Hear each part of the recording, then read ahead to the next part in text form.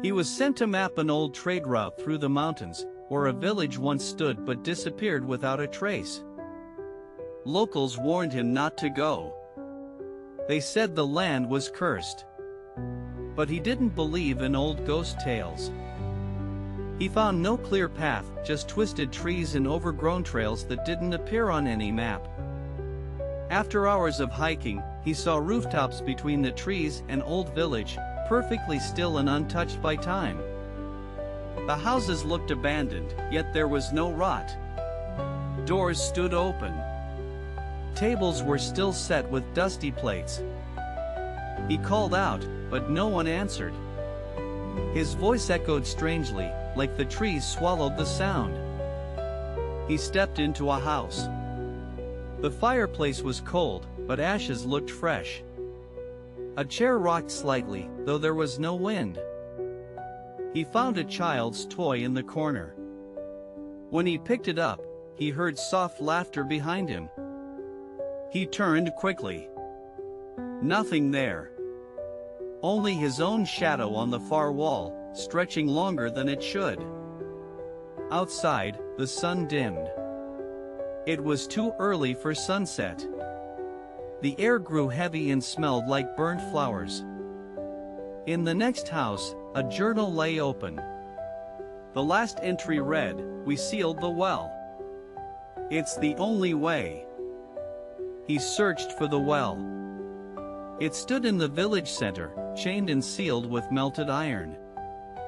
A crow landed nearby and cawed once. Then silence. The village seemed to hold its breath.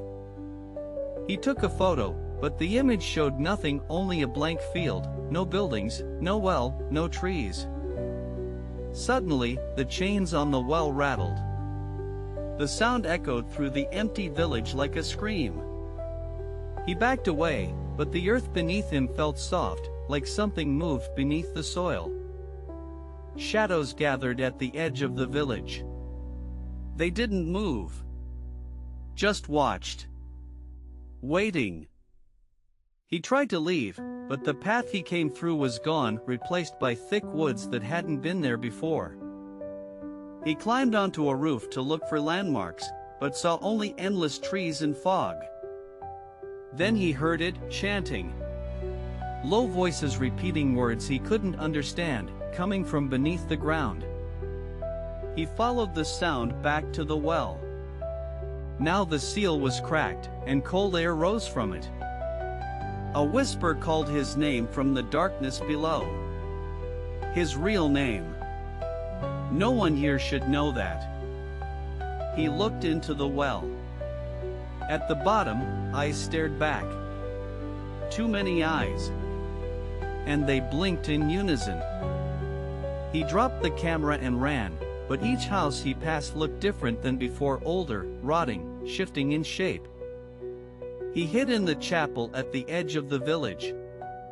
Candles lit themselves as he entered. A figure stood at the altar. Cloaked. Tall. Silent. Then it spoke, "You're not the first. You won't be the last." He begged to leave. The figure raised its hand. The walls of the chapel melted away into the woods. He ran through darkness. The trees whispered prayers. The ground pulsed beneath his feet like a heartbeat. Then, he was outside the forest. Back on the road. His compass spun wildly in his hand. He turned to look back, but the forest was gone. No trees. No path. Just dry hills. No one believed his story. The photos were blank. His map was empty. But the voices still called his name at night.